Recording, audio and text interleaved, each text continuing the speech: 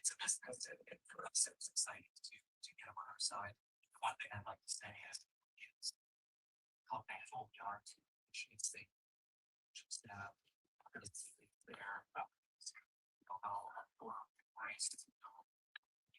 and also how much developed this year.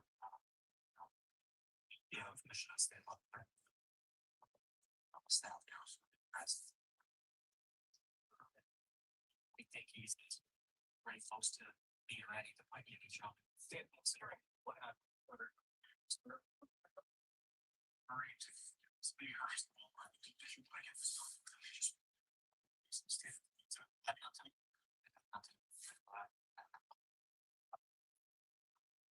Reality is, I don't think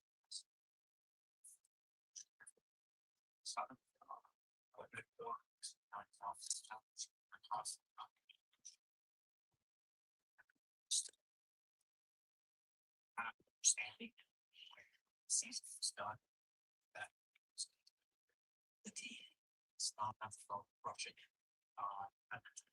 now I feel it's very close chances few games put up big series from when you guys are I think physically the way is those the recent encouraging to developing season. I don't know, stepping to them from the UHL developing his body, getting strong. I think the amount of time he spent in the gym, you can see in his body how it's changed. It's almost at the teenage.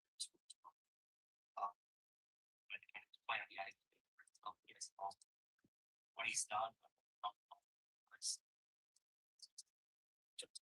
because play it gets been double injuries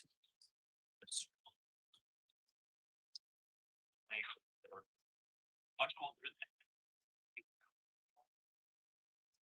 so these would be stepping stone for him. We feel he's developed both nicely physically and mentally. Supposed to be ready to be in the NHL. We'll see the next 30 weeks.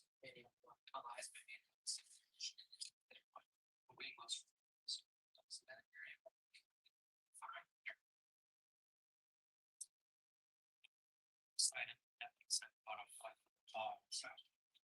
if you look at the dominant RP lately, being honest, we did they give us as much as they've given us the INTs to that people for change. For in the future, nice and force fairly steep this year. Another big piece of top of the guys that are all so and all exciting fun. And try to fill out all positioning you look at. So it's everybody has you know what our talk chart skating, there's no one on closer. I don't think it's going to be fun this year. Let's say day to day, but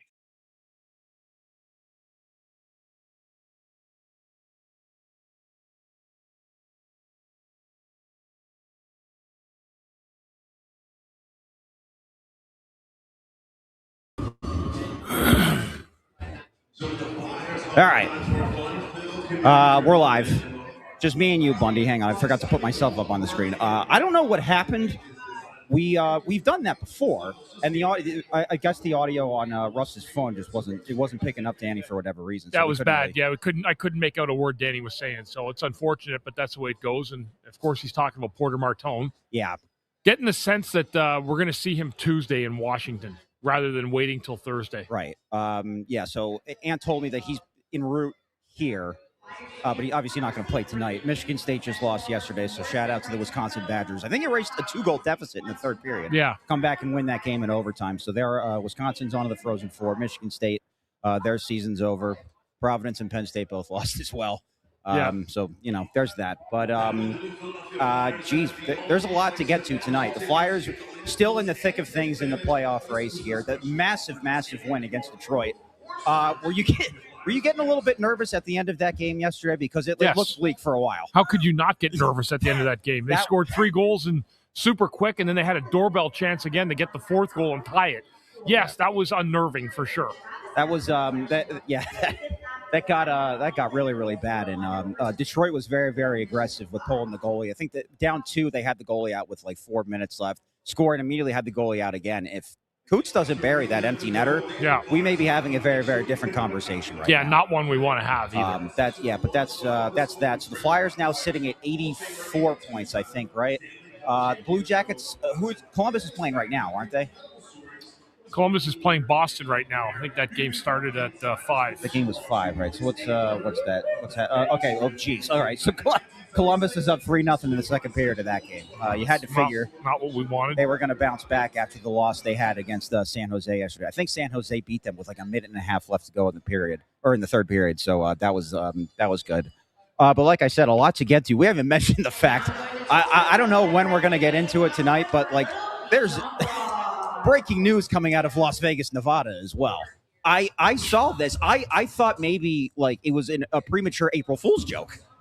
I was like, there's no chance that this is real. It sure looked like when you first saw it, it looked like it was a fake thing. I assumed that like somebody made the graphic as an April Fool's joke, and then like some idiot like accidentally tweeted it a couple days too early. If you lobby for a job all year long on a network TV, eventually you'll get the job. I guess, yeah, but it's weird that the job he's getting is a team that's good. They're in the playoffs. Vegas is firing their coach. Yeah. And they're in third place in the division. Now, albeit it's probably the weakest division in the league. It is not even close. And Vegas is not exactly setting the world on fire. They're at 80 points right now, but I think like 16 of those points are loser points. They only have 32 wins on the season, does Vegas. They lost in a shootout last night against the Washington Capitals. That's interesting that Torts is going to be coaching in the postseason this year after spending the entire season on ESPN at the desk. So Vegas is in third place. That's a weird move to watch happen this late in the season. It doesn't happen very often. I remember Lou Lamoriello did it with Robbie Ftorek, and I think he brought in Larry Robinson, and that actually worked. He did it with 5 games left in the season, if I'm not mistaken. And they were in the playoffs? Oh, yeah. They were in the playoffs. Here comes Russ. I've got a roll to go do pregame radio, but I'll leave this with Russ now. Russ, your thing didn't work. Really? It was awful. We had to take it off. Really? You couldn't hear anything yet. You didn't see my text? You didn't see my lovely text? How positive it was? No. I think your phone just didn't pick up his voice. At all? No, barely. All right, wow. We're live right now. We tried our best, Russ. I'm sorry, but I was saying to the people, I've got to go. I'll see you guys in a bit. See you later, buddy. We tried it before with Briere when he did the presser last time. Yeah. And your phone worked fine. I don't know what happened. I had the YouTube, your Russ Joy Show YouTube pulled up, and it just wasn't picking up the audio, unfortunately. But all right. That sucks. It would have been nice, but all right. Well, while you're here, what did he say? It's not. Hopefully you were paying attention. Well, it's not a whole lot of nothing, but it's a little bit non-committal on timelines, on expectations. But what we do know is that we'll wait for Anthony to get over here, but he's playing this week. I mean, barring some kind of cataclysmic change here. He didn't confirm when he was going to make his debut? I did not hear that. And, unless I also had the hearing of the audio coming through the phone. I think I actually know why it didn't work. What happened? I think it was going through the AirPod instead of through the phone. You're kidding. Audio. You're kidding. No, I'm serious. I think that's probably what it was. I don't know. It's the only other explanation Do I have. AirPods pick up audio? They have a mic in them? Yeah. Oh, I didn't even know that. Well, how do you think people talk on the phone when they have an AirPod in? Yeah, that's okay. Yeah, I guess I didn't think of that. So it must have, for whatever reason, it defaulted there. Sorry, everybody. We should have tested it before. I can tell you that it's not like it was a nothing burger of a press conference, but it certainly wasn't like he didn't say like what number Porter Martone's going to wear. He didn't confirm to my knowledge, whether or not Porter's going to be in the building tonight. Hint, he will. Well, let me phrase it this: did he say anything that we don't already know? No. Okay, so I mean, I would argue no, because he can't wear number 22 because that's the 4X number. I mean, the last guy to wear 94 was Ryan Ellis. So what's 94? What's so that? he wore 94 in Dev Camp. Oh, he did. Okay. So, like, if it were me, I think that's actually a pretty decent number for him to roll with, is my hunch. So, we'll get Anthony's coming on now. 94. Interesting. Because I was going to say, that's not the year he was born. He's definitely not that old. No, he's not. He's not older than I am. If he were that old and coming out of college, we'd be very concerned. Hey, better late than never. We'd have 31-year-old Porter Martone joining the team, soon to be 32. That would be bad, very bad. We had an audio issue with the stream, so what we're trying to do now is clarify what Briere actually said. And Andrew asked, is there really any revelations that came out of that? And I would argue largely no. He didn't give us a number. He didn't set a specific date. There wasn't anything totally new. I think we actually might be able to give people a little bit more insight than was given there. He's playing Tuesday. Like that. Danny didn't say that over there, but he didn't say it specifically. So, but he's going to play Tuesday. We did all that effort to go over there and try to get the audio, but like, so you're confident he's playing Tuesday? There would need to be something that goes wrong with paperwork, with physical. Like there's still some I's to dot and T's to cross before Tuesday, which will get done starting tonight when he arrives. Yeah, I mean, my understanding is he is on a plane that's due to land here. Don't say the time. We don't need Johnny Airport showing up. Johnny Airport's going to be there anyway. He's going to be there anyway. He'll be there during the game. He'll be arriving during the game. But he should get here. I would say he'll arrive here about the same time that I arrived here on Thursday. Second period. Oh, so is there a Phillies game? Was he at the Phillies game too? Was he in the clubhouse? In the clubhouse with right? Bryce Harper. Yeah. No. So I think he's going to get here tonight. They'll start doing some of the particulars that you need to do tonight. A lot of the paperwork. Tomorrow will be his physical. Yeah. And assuming he passes it and there's nothing else to worry about, then there's no reason for him to not play on Tuesday. I think there was that thought out there that maybe they would delay until he got a full practice in with the team. I don't actually know if that matters that much. All things considered, like no, like conceptually, you're not talking about necessarily running the same stuff that you did like in Dev Camp here, right? Like he didn't actually, participate in regular training camp or anything, but like hockey's hockey, system is the system. He's a smart kid. He should be able to pick it up within reason. And they're not gonna trot him out there on the first line. No, so like, go out and play hockey. I mean, if you're Rick Tocchet, I think that also has to be part of the conversation there anyway. Is kid, like, welcome to the big show. The games are pretty important right now. Don't overthink it. Play simple hockey. Porter Martone's he's soon to be a pro. Well, he is a pro. He signed his contract, so he's a pro. He just has to play that first I call game. him a pro once he gets on the ice after signing that contract. Yeah. So yeah, I mean, look, it's great news, and Jackie Spiegel from the Enquirer's here. She was all over it in Detroit yesterday with this story. We all kind of knew as soon as Michigan State got eliminated that it was going to happen quick. What a shocking goal, by the way. I know. I yelped in I was listening. Yeah. And I think it was close to the game's warm-ups or whatever, and I was just oh my god, because it was floater. Yeah. Tried to catch it. It's crazy. Yeah. So we knew it was going to be pretty quick that it was going to happen. Yeah. It's not a surprise to anybody, but I think it was maybe even faster than I thought. I would have thought I didn't think that they were going to have him on a plane here less than 24 hours after getting eliminated. No, I thought so. To be honest, just because this has always been what Porter wants, right? I understand that. Yes. This is a kid who, I first met him at the scouting combine in Buffalo. Right. And this was a kid who's walking around in a suit every time I saw him. He's all business. So it doesn't really surprise me that this was such a quick. I mean, was there a little part of me that was like, I don't know, maybe he wants us to go back another year to try? Because they really had a very good team. But No, but I thought it was just going to be like, hey, go back to East Lansing, breathe for a day, make an announcement tomorrow, and then fly in Tuesday, and then he starts playing later in the week. And it turned out to be, nope, he's coming in today. yeah, he's here today. Yeah, he's here today. He's going to be here today. And then it's going to he's going to play. And he's going to, and I already said it as you were walking over, Jackie, barring something that goes wrong with the physical or paperwork, whatever, he's Tuesday. playing Tuesday night. Yeah, that's what I've been told by Yeah, multiple he's sources. playing Tuesday night. Yeah. That most likely, as long as everything goes well, Yeah. he's playing Tuesday. Yeah, it's going to happen. Nothing like facing Alex Ovechkin in your first I NHL know, game. I know, right? Have fun. Yeah. Now, I do. So people have been asking me on Twitter, who does he replace? It's going to be Carl Grunstrom, I believe. Yeah, That will come out because they don't want to touch the fourth line right now. I wouldn't. The way the fourth line's playing. Glendening almost had a goal at, Yeah. was it last? I don't even know what day of the week we are Yeah. anymore. Last night? Yeah, yeah. He had that great chance. yeah. But I mean, Couturier, Glendening, and Hathaway have played really, really well. And so you got to take somebody out of the top 9. And so it seems to me that Carl Grunstrom will be that guy. It kind of makes sense. Yeah. So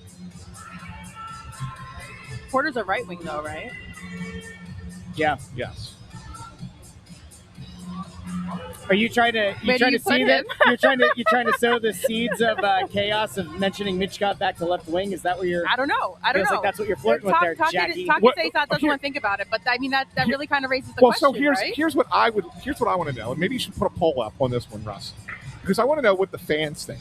Because everybody wants Martone and Mishkov to play together, right? That'd be fun. That would be fun. Might be chaotic and a bad idea. Well, But let's say you play them with Noah Cates, who's a very responsible center, Yeah. right? Very responsible.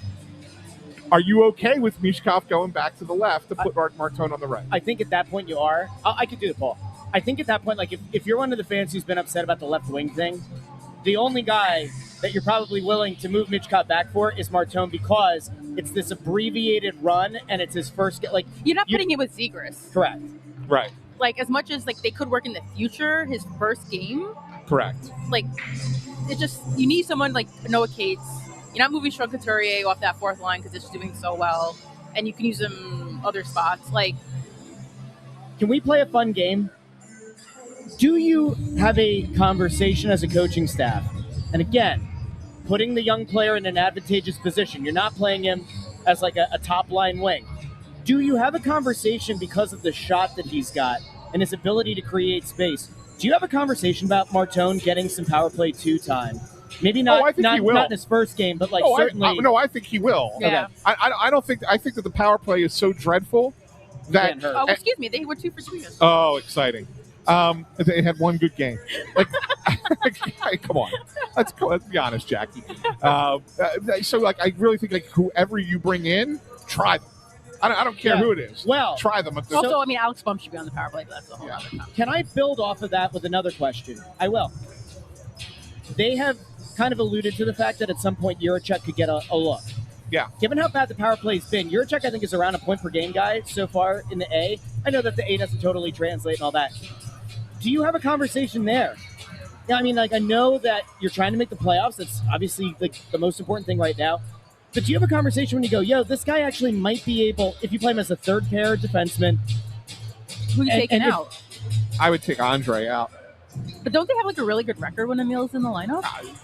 Do you Yeah, really? but- Do you really put that 2 and 2 together and come up with that? Like, I don't know if correlation and causation are the same. Like, I don't know. but, like, you know if- what? It works. But if you look at it and you go, Emil Andre versus Juracek, and the deciding factor is maybe Juracek can actually help you on the power play a little bit. Like, if you're trying to jostle some things up, like, I mean, look at the minutes that Sanheim and Ristolainen are playing right now. Right, they're playing 30 minutes a night, or almost 30 minutes a night.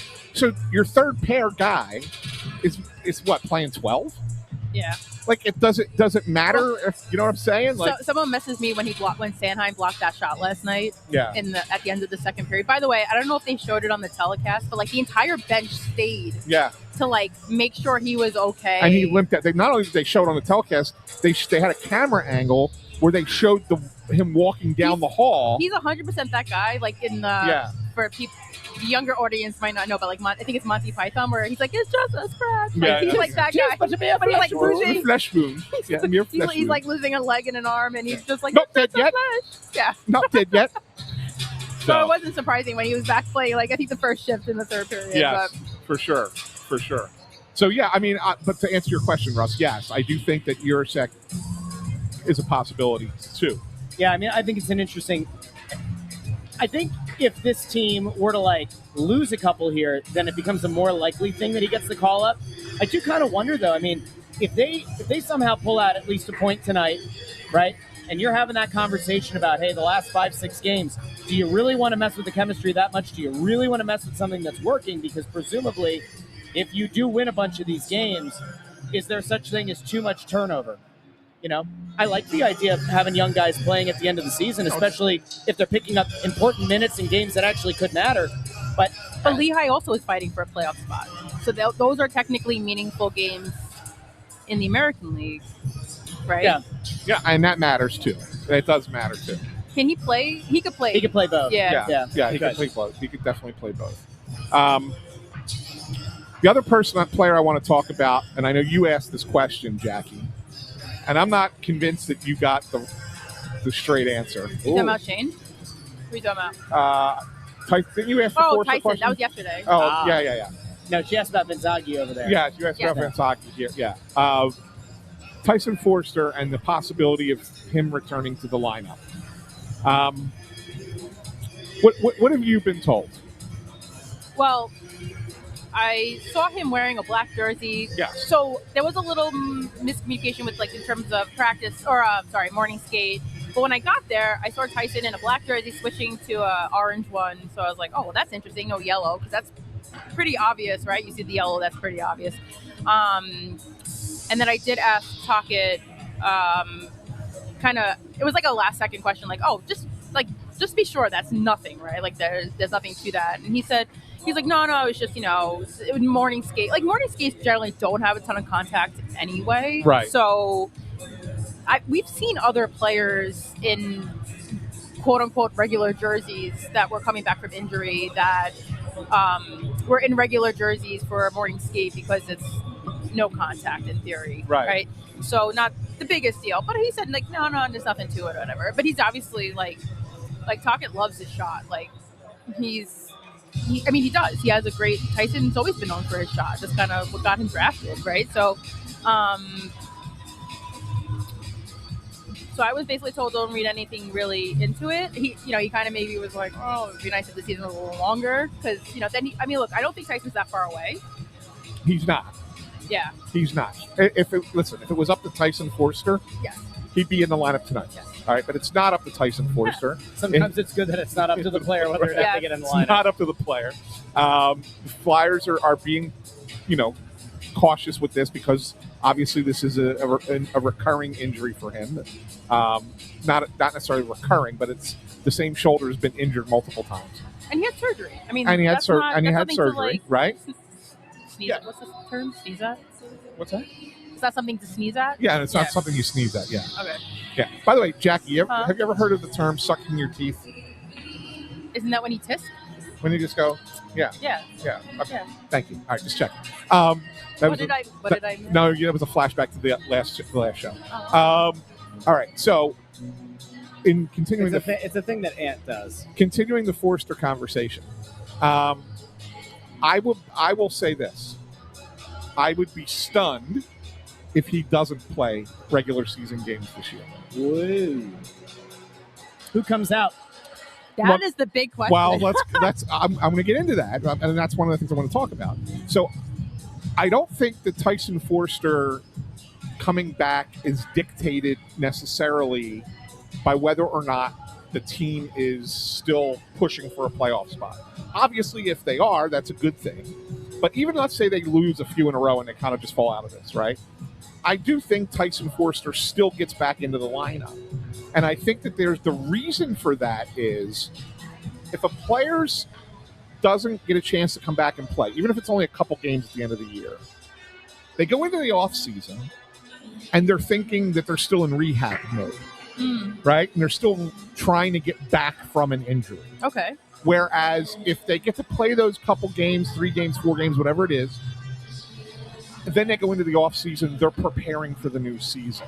It's a mindset thing, it's a mentality thing, and people might laugh at me saying that, but I'm telling you, it's something that is discussed. I can understand that. It's discussed from athletes' perspective. I can understand that. Also, it's like I've also heard that, like if he's good to go for a game, it's like a reward because he worked his for sure, off kind of thing. For sure. So like I do believe that you will see Tyson Forster again this season. The question is just when. I don't think it's going to be. I don't think it's anything imminent. I don't think it's this week, but I do think probably sometime in April, Tyson Forster is back in the lineup, whether the Flyers are in the playoff push still or not. It feels like 3 weeks ago or a month ago they were saying that Forster would only be able to come back if they made the conference finals or something. So what changed? I don't think it was that far. I thought it was just the playoff. No, I thought somebody had said publicly that it was going to be like second round at least of the playoffs. No. I think it was just playoffs. Playoffs was done for the regular season. Was what when you hear that, then you know. Well, gee, if we make the playoffs, it'll be available. Yeah. Right. So everybody keeps asking, well, who will come out? And I think it's, in all honesty, I think it's premature to say who will come out because you don't know what's going to happen over the next 2 weeks before he could potentially come back, right? I just thought you were going to offer up a name. Well, I'm going to offer up a name. I am going to offer up a name. I'm anticipating. I'm going to offer up a name. I'm just saying that things can change over the course of 2 weeks, right? Somebody could get hurt. Somebody could not be playing well. Look at Gurbankin. Yeah, right? Yeah. Well, you should have been here when I'm here. You never come on when I'm here, Dan. We get it. It's better when we get it. Dan Hilferty was just walking by. Anyway, but let's just play. I'm just playing a game here. Let's pretend that everyone is healthy and everyone is... Including Gurbankin or not? No. He's done, right? I'm not counting Gurbankin. Okay. Let's pretend everybody that's on the roster currently is healthy and everybody currently on the roster is playing the same way they're playing today 2 weeks from now. This is a lot to ask, right? I mean, so we got to really just set this up as a qualifier because I don't want to put this out into the world and have people say, well, SanFilippo reported this, and then it doesn't happen. This is an opinion. Yes. I would say that if all things being the same as they are right this moment, and Tyson Forster comes back, Alex Bump is the guy that comes out of the lineup. That'd be a bummer. That would be a bummer. But the reason is because the fourth line is playing the way it's playing. Yeah. Right? And you're not going to take... Well, who else are you going to put on that line? But this is my point. You have to take somebody out of the top 9 to bring Forster back. Yes. Right? Well, okay. Can I ask a hypothetical? Sure. Can you put him on the fourth line to protect him a little bit? Less Forster, minutes. Forster or Bump? Forster, because it's less minutes. It's probably not as tough competition, right? Because you're the fourth line. You're probably going, grinding it or whatever. Could you for a game or so? I guess. Just to get him back in. I think it depends on what the team situation is. Yeah. If you're still in this thing and you're you a need point to out, Hathaway out there. If you're a point out of a playoff spot and he's ready to come back, you're not saying, let's just ease Tyson Forster in on the fourth line. I'm just offering it up. I'd rather see him on the third line, and I know that the fourth line's playing well, but man, I'd hate to see Bump come out. I really would. I know you would, and nobody wants to take the young player out of the lineup. They all want to keep the young player in. Yeah. But if you're trying to now, if they're out of it, and then it's different. It's a different conversation. If they're out of it, it's a completely different conversation. But if you're still in this thing and trying to make the playoffs, that might be the way they go. Just saying. Which would be a shame because here's the thing about Alex Bump. And I've talked a lot about Alex Bump. I was at the Frozen Four. I've done a ton of stories on him last year. Alex Bump is the kind of player that right now maybe he's not getting... I mean, I know he had a goal the other night, but that was a lot of what Christian Dvorak was doing on that goal. He was just sitting dead red in the middle it was easy kind of thing. Right. But even if he's not getting points, what Alex Bump does and what Alex Bump does well, especially... I remember in the Frozen Four last year, right? I don't even think he definitely didn't score in the tournament, and he didn't. He had a couple assists, if I remember correctly. But he creates he was the one who basically created space for the game winner in the semifinal. for his line mate. Yeah. Like, he's the guy who creates all kinds of space, and you kind of see that, right? He's good on the boards. He's good with the puck possession. I personally, I really liked him with Grabenkin because I think those are two players who both played a similar mindset in controlling the boards. Yeah. In that first game, I'm a little surprised when he was. That's why I asked the question yesterday to talk it pregame. Like, is Alex Bump out of the lineup because he took him off the power play? Like, Alex Bump is a shooter. That's what he does. Yeah. And I don't know if they're putting him in the best position sometimes because they kind of move him around. They're not putting him on the power play. Look, I think he's been fine. Yeah, Like fits in. he's not been bad. He's not been setting the world on fire. I mean, He doesn't look out of place. yeah, no.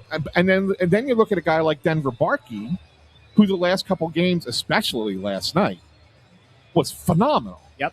Like, really fantastic. Yeah. I called Bundy during the game last night and said, I know everybody's want to talk about Owen Tippett because of the hat trick and everything else, and deservedly so. The guy's been fantastic. But Denver Barkey I kind of wanted to. So was a revelation last night how great he played. No, we only get like a certain amount of people post game. Yeah. And I was like, I wasn't really writing anything for this morning. Technically, I wrote the game story, and I put a couple quotes in that. But a lot of times I'll write a game story or something bigger analysis for the next morning. Right. But I was like, if I don't ask for Tippett, people are going to be like, can I say bitching and complaining? Yeah, like, sure, of course. I would hear, you would hear like comments or whatever. So I was like, all right, I got to ask for Tippett. And then obviously Jamie had a good game, and you needed a defenseman in that kind of game, right? Especially after it collapsed a little bit in the third. And we actually did ask for one other player. It just didn't happen, whatever. But I kind of wanted to talk to Denver Barkey, but it was such a limited window because like they were rushing out, obviously, because of tonight. So, I don't know. Like there was the play he made on Tippett's second goal, and I think a lot of it. I kind of asked Tippett the question post game because I think a lot of it is that they're so afraid of Tippett and his speed, and you see the defenses now starting to like backtrack and collapse when he's skating up the ice, or they know he's even on the ice because you never know when he's going to get the puck. And I asked Owen Tippett that last night. I was like, because you're there, do you think that helped create all that space for Denver Barkey? It was a great play by him. And also, I don't know if people realize, like, he made the pass and then cut in front of Edvinsson to kind of create a little screen, and then a little bump. Then Edvinsson also just skated right off and went to the bench. That kind of helped that, too. On the second goal? He went down on one knee to try and block it. Oh, no, I thought you were talking about the other goal. No, I'm talking about the second goal where Barkey carried it up. And, Gotcha. Yeah.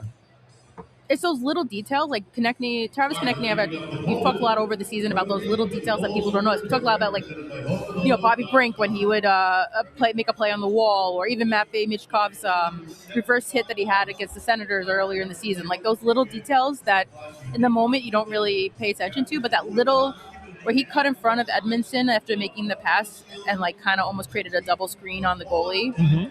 Like, it's a huge play. Yeah. Are we holding you up over here? No. Since Jackie and I are having like this one-on-one conversation. I think it's lovely. Sorry, I was just rattling. I think it's lovely. You're the best. Just making sure. I mean, I don't want to get you. I don't want to get you all upset. I'm not upset. I'm not the one who rage quit the press row show the last time. What? Yeah, wow. I mean, he shut off my mic in the middle of me talking. I did. Like, it was ridiculous.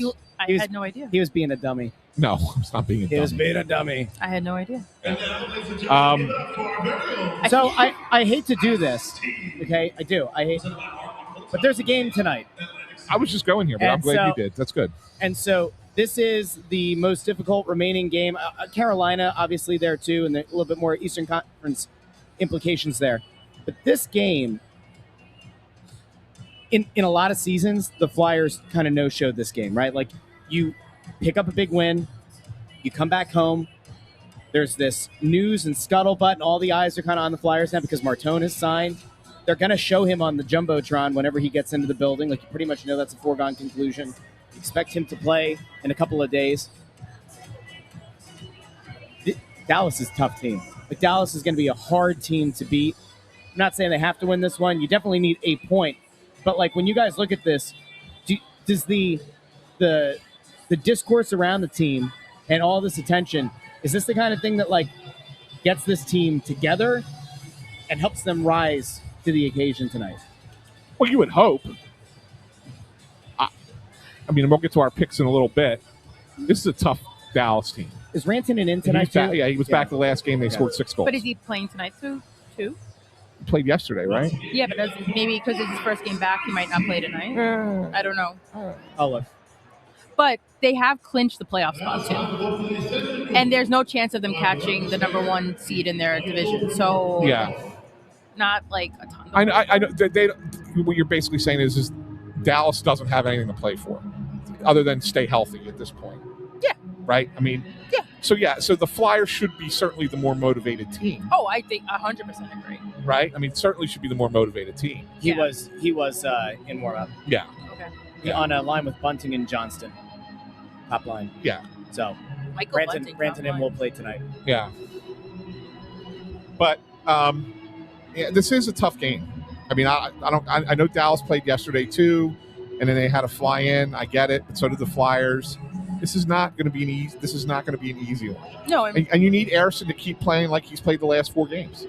That's really what you need. It is kind of crazy to think about the difference in him now versus the beginning of the season. Like, if this had happened anywhere in the first 30 games of the year, we'd all be kind of laughing like, oh, how many is he going to give up tonight? But he really has kind of turned things around in a pretty big way the last few weeks. Yeah, it's always funny. Like, he made a comment, I think it was the last game here that he started. What was that, Thursday?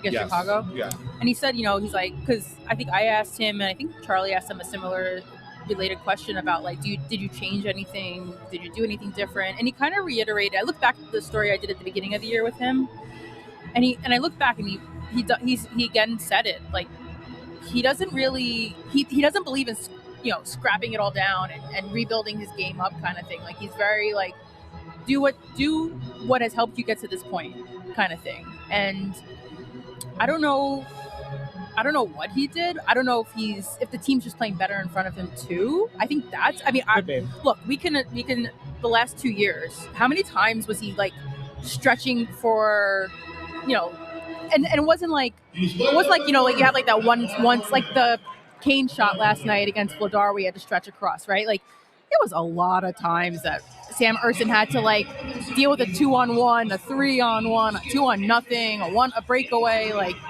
the team had its defensive struggles the last 2 years, and I think a little bit of his lapse, especially in January, was the team. We could all agree the team was not playing well, especially in their own end. Like, things were collapsing. Yeah. They've played much better defensively. Like, I think it's helping him. And Sam's always had a strong mental game, so... I'll tell you, Jackie, until the last 5 minutes yesterday, that was the best I've seen the Flyers look playing a team-structured game in a long, long time. They look confident. They did look confident. They looked so confident. Yesterday. Yeah. Yes. And then all of a sudden, the last 5 minutes got hairy. That was pretty bananas. Yeah, you got to give Detroit a lot of credit for the... It got hairy there. Well, did it? I didn't have to like change my story like 14 times in the last like 5 minutes of the game or whatever. But up till that point, the first 55, it was the best I've seen the Flyers look in a game in a long, long time. The vibes around, like being around the team every day, like the vibes are so different now. It's not like 2 years ago. Go on. It just they just seem confident. They just seem, there's a little swagger to them. They're having fun. And they're having fun. I mean, Ant was saying before about it was the Sanheim moment last night, right? The block. Yeah.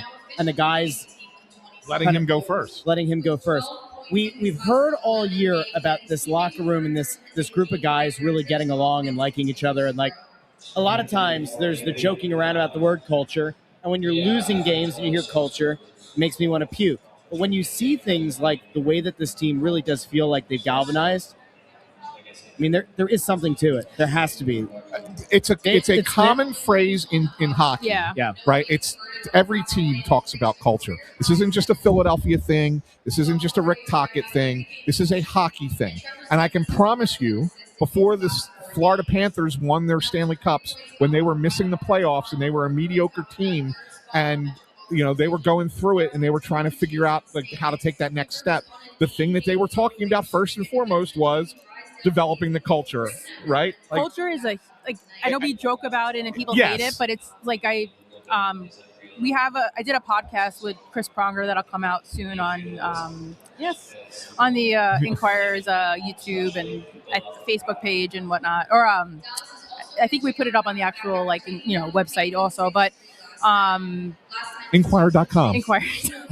I'll help you out, Jackie. Thank you. Even though I don't work I there. felt a little under the pressure the other day about that. Inquirer.net. It's .com. It's all good. /sports. Yes. /flyers. / the 3 stars. Whatever. No, but he talks about culture and how important it is because it's all about buying in. Yes. And playing for the guy next to you. And there was never that question necessarily if that wasn't the case, that they weren't going to support each other. But there's happiness in the room. It's just that's the swagger. It matters. It's such a the swagger. The swagger. It's swagger. all about the swagger. Swagger. She didn't say swagger. She said swagger. I heard it. No, but it's trying to let it go. But it's such a. She sounds like the people that I was, elbowing on the streets of New York the other night, with the weed smoke everywhere, and those people on the little bicycles with the giant LED lights in the back blasting their hip hop. That's Jackie. He was in New York and he decided to sabotage the show. I didn't sabotage it. I was, trying to. Intern, let me in. Let me in, intern. Listen, it was going to be that, or it was going to just be you reading off the questions to Kurtz while he's just like, I did ask that question, didn't I? We don't need that. And it was going to be 8 of those questions. You got to bring a little bit of levity, a little bit of energy, a little bit of moxie. I don't even want to know. Should I go watch back the show now? I feel like I missed a lot. I don't know. You can go check it out. It's available on YouTube, Facebook, and see, look at how I helped you guys there promoting a little bit.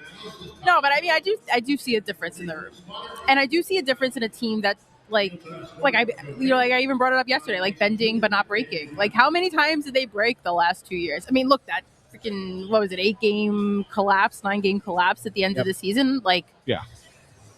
This is not that team. No. You know what makes me smile a little bit? And now I'm not down there like we used to be years ago.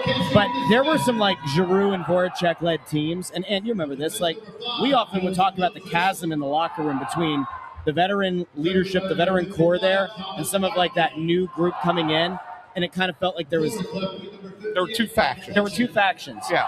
And what we're not hearing here, and Jackie, you're down there all the time, so you could probably speak to this better than anyone, but I've not yet gotten the feeling or yet heard the murmurs that as a new guy comes in, as a Denver Barkey comes in, as an Alex Bump comes in, you don't have guys that are feeling like their jobs are threatened now. They're ostracizing the young guys. It does feel wait, when was this? When did they do that? You talking about last 2 years? No, I'm talking about years ago, 2018, 2019, those kind of locker rooms. It does feel like there's more of an acceptance of these young guys, and the young guys feel supported right away. It doesn't feel like there's that kind of chasm like there used to be. Better part of the decade. Yeah, I can't attest to that because I wasn't around the Flyers at that time. He's right. No, I'm not saying he's not right. I'm just saying I can't tell a difference. I can't. Yeah. I don't know the difference because since I've been here, I've always thought it was a good room. It's a good room. It's a good room in the sense that there isn't a separate group, separate groups. The young guys aren't kind of off in a corner by themselves, trying to figure out how to assimilate into the rest of the group. I don't think so, and I think. You have guys I'm trying to think who. Well, I look at it. I'll give you one because here's 2 guys who were not on the same team a year ago. Were brand new to the Flyers this year, and they're best friends. It's Zegras and Dvorak, for example, right? They came in and they assimilate. Both of them assimilated right away into that locker room. Yeah. Right? And they're thick as thieves now. Well, even Glenn Denning I talked to yesterday. Yeah. By the way. Good dude.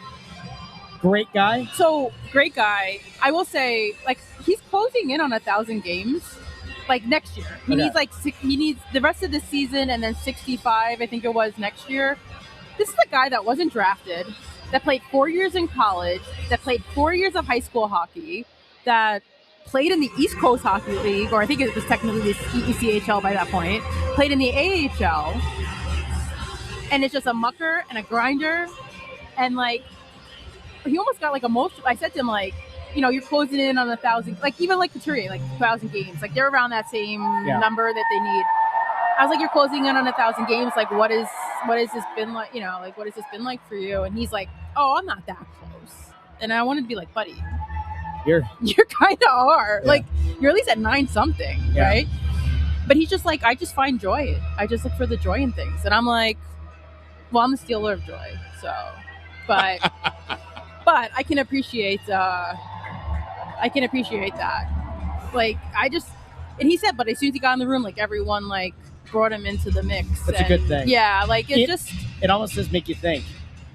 These young guys that were part of that locker room culture, of that chasm between the vets and the young guys, it's almost like they learned what not to do, and they've kind of set out to make sure that they don't commit the same sins of the past. And Russ, Scott Lawton played a large deal in this too. Let's be real. I know people are going to say what, but he taught the Konechny's, he taught the Sanheims What are you shaking your head about? No, you know what I'm shaking my head about. I don't know what you're shaking your head about. Yeah, you do. What happened now? Did he not play? He was the booth somebody guy. got banned? No, I'm not picking stars tonight, as far as I know. No, that was not the question. Is what I said? No, I'm just. It's a guy spamming the chat. Oh, is he the one who keeps asking me if I'm doing stars? You banned somebody? You banned that guy? You literally on this show the other night said we do not block people. What did I say? Did you pay attention to what I said? You say a lot of things. Yeah, I said if you spam the chat. If you spam the chat, you get blocked. I said I personally don't block anybody. I said if you want to come at me on Twitter. I'll come back at you. I never block anyone on Twitter. I'm gonna unblock Johnny P. Maybe. So I need to see what Johnny P says. Anyway, let's last thing before we let you go because it's Bundy's got to come on with his 3 keys. Yeah. John Tortorella's a coach again in Vegas. Just see your reaction. The amount of text messages I know. We are on camera. The amount of text messages I've gotten. You know, I'm actually disappointed. I was supposed to go to Vegas if Michigan State made the tournament. Yeah. Crazy, right? You know what they have out there? I was shocked. You know what they don't have out there? What they don't have in Vegas? That silly podcast. I hope they do. I hope there is a silly podcast in Vegas that gives him a hard time. Did he call you a silly podcast? Oh, my God. That was when he yelled at me. Oh, yeah. You called it That's right. I wasn't there that day. Yeah. I wasn't there. That was the day I was homesick. Yeah, Lachlan was filling in for you. Lachlan was the one who was asking the questions when he kept cutting her off. Yes, it's Lachlan. I know. We laugh about it over at the Phillies. Shout out Cover Lachlan on the Phillies coverage, by the way. We laugh about it all the time. Torts, did you take the job because you really just wanted the opportunity to coach Carter Hart? Not answering your questions. This is what Vegas does, though. They fire coach. Like, I remember sitting there and being like, did we just get pranked by the Gerard Gallant firing in the middle of January when the team was leading the Pacific Division? Like, what are we doing here? This is not a shocker. But notice how it doesn't say how long. Yeah. How long he's, and it doesn't say interim, though. It doesn't. But that doesn't mean this isn't only going to be till the end of the summer. Right. And then it's like, well, somebody said, like, what about Pete DeBoer? And it's like, well, we kind of did that already in Vegas once, so I don't know. Well, Jackie, It'll be interesting. Thank you, as always, for your great coverage, for coming on the show. We appreciate having you on. Thank you for having me. Yeah, absolutely. All right. You'll find Jackie Spiegel over at Inquirer.com. Yeah, for sure. And to answer Kyle Adams, I never had another coach come at me like that. Not another coach. I did have a couple of people in the executive office come at me like that. And then they were fine. They got over themselves and everything was hunky-dory a day later. But it has happened. So. All right, Bundy's coming back over. I don't think he's going to be in time to give the 3 keys. We'll talk about his keys later. Look, your prediction. Got to do a prediction.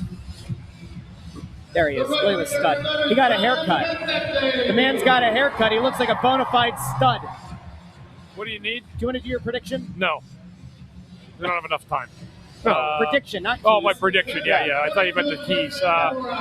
Let's go 3-2 Flyers. Intern? I'll go Flyers 4-3. I think the Flyers have a statement game. I do. It'd be great if they do. I think Sam Erson's actually going to have a good one tonight. I'm going to go 3. He's been great I'm since going to go 3. You ready for this? 3-1 Flyers. Wow, that's crazy. Sam Erson. That's statement crazy. Win. Yeah. I'm going 4-3 Dallas. I'll give you my keys really quick. Okay. Number 1, special teams, specifically the power play. Stay out of the penalty box. Dallas operates at a 29% power play clip. Number 2, shot suppression. Philly has to keep Dallas to the perimeter as much as possible and clear pucks from the defensive zone consistently. Failed clears that allow prolonged forechecking for Dallas are usually a recipe for a tough night. And number 3, Owen Tippett. He just needs to keep doing what he's doing. We'll be back first intermission, second intermission, postgame here on the Press Row Show. If you haven't done so already, like the video, share the video, subscribe, and we'll talk to all of you here on the Press Row Show.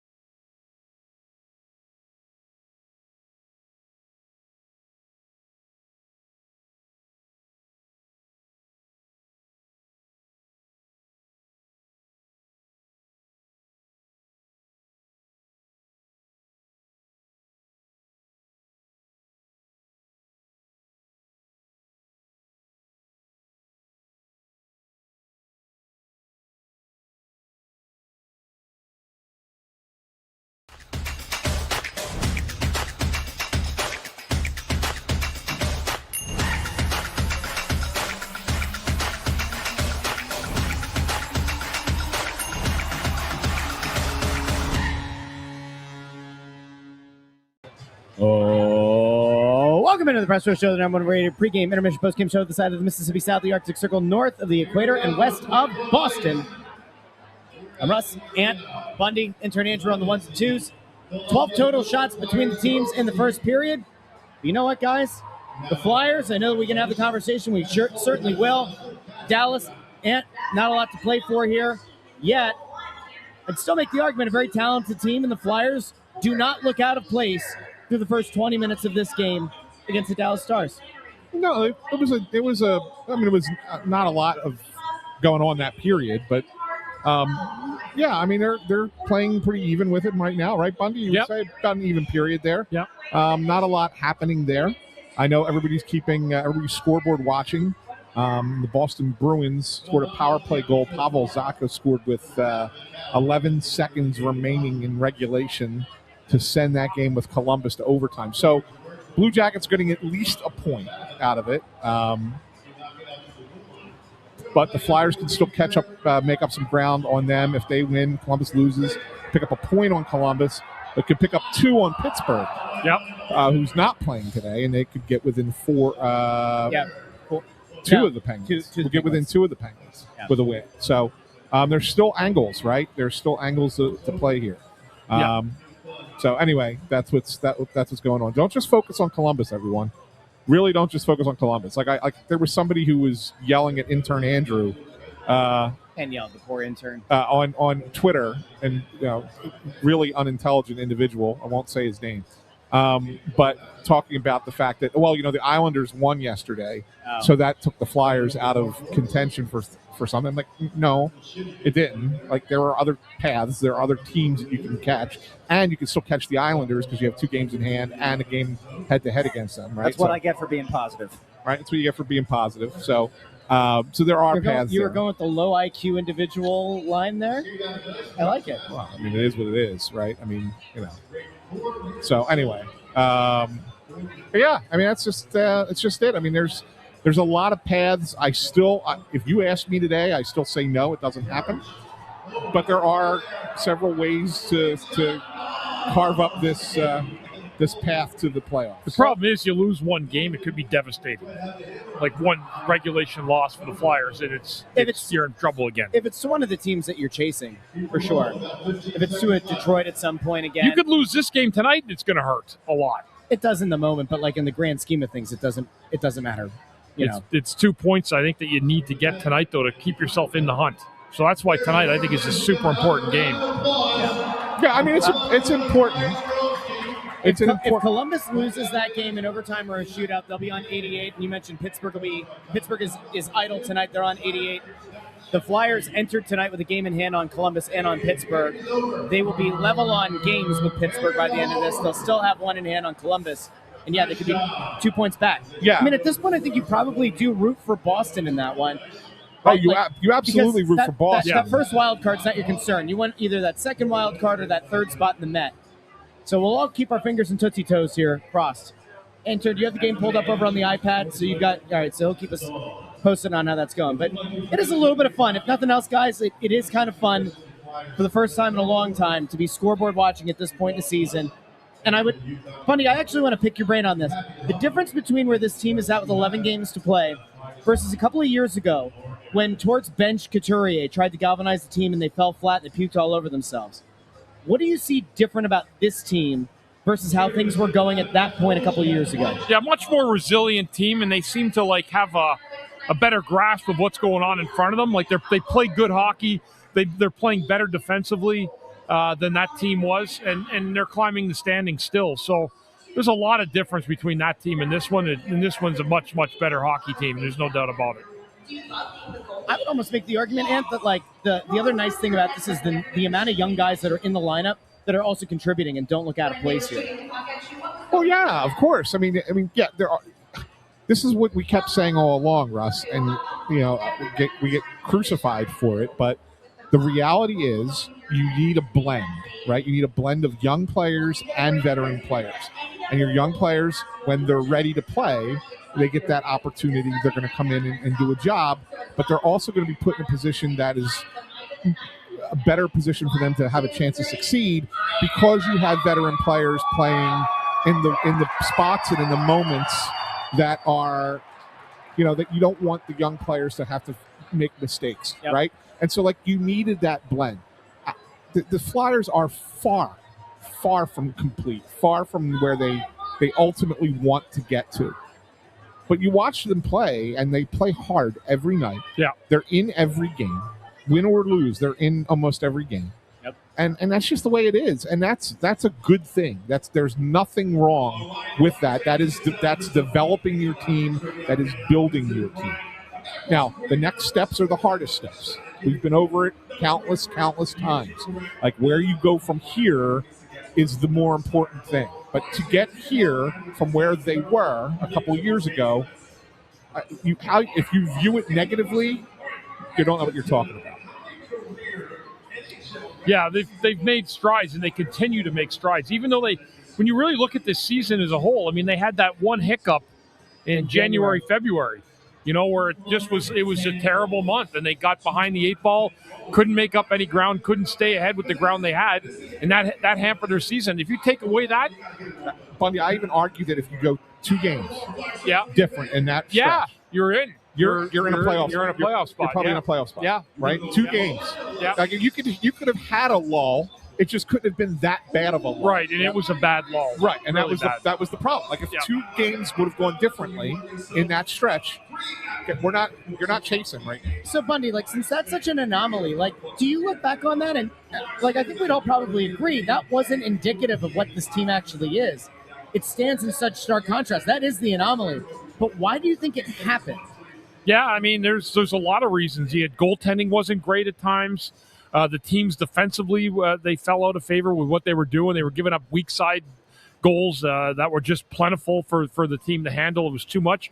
Why did it happen? That has to be talked about. You have to look at it at the end of the year and understand what went on there. But I think there was a myriad of things that went wrong, that the Flyers are just not able to get their legs under them on a nightly basis to make up for those losses and to offset the point differential that they failed to get in those games. And keep in mind, there was one other thing that kind of maybe gets lost in the shuffle, and every team faces this, right? So I'm not trying to use this as an excuse. It's not. But they went so bad defensively and structurally during that time, and they didn't have practice time to fix it. Right. Yeah, that's right? a big problem. So everybody's got the same problem, right? Everybody's got that same. But the mistake was that they went so far. They got so far out of themselves that they didn't have any opportunity to fix it. You can have a game or two where you go bad, and then you get right back on track, and you get back on the horse, and okay, fine, it is what it is. They were so far gone that they didn't have a way to make it. They didn't have time to make answers. Yeah, agreed. Right, and agreed. That's the problem. And for a team that has as much youth as this one does, that's kind of a backbreaker. It was. It absolutely was. And yes, Vildar was hurt, as Rob Ski points out. He did miss 2 weeks, I think, when he had that injury, and that's when Ersson was terrible. Tampa exposed them in those 2 games. Yep, the home games. 2 home games here. Exposed them, and it was just like everybody else in the league went, "Oh, that's how we're going to play against the Flyers," and they couldn't stop it. They couldn't figure it out for a month. Yep. And then they took the Olympic break and said, "Okay, here's what we're going to do. We're going to do this differently."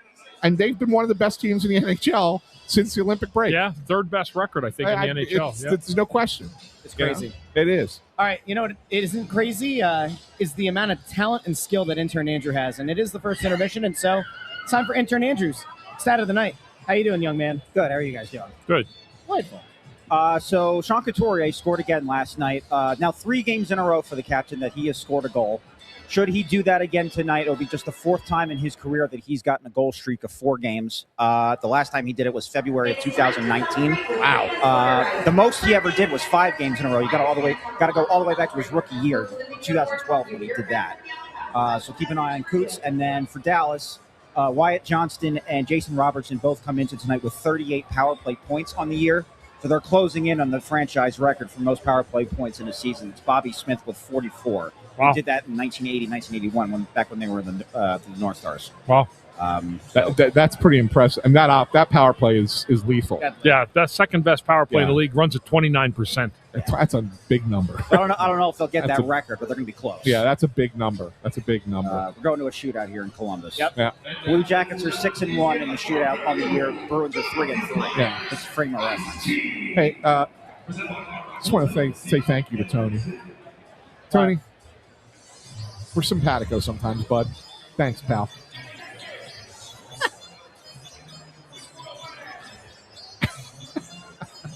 Just wanted, He can buy himself flowers. Yeah, it's good. It's good. Appreciate it. Intern, nice job with your stat. Thank you. Multiple stats. I'll tell you what, intern Andrew, that's a playoff performer right there. He is. We don't know, we haven't seen it tested yet, but I want to believe he could be a playoff performer. I do.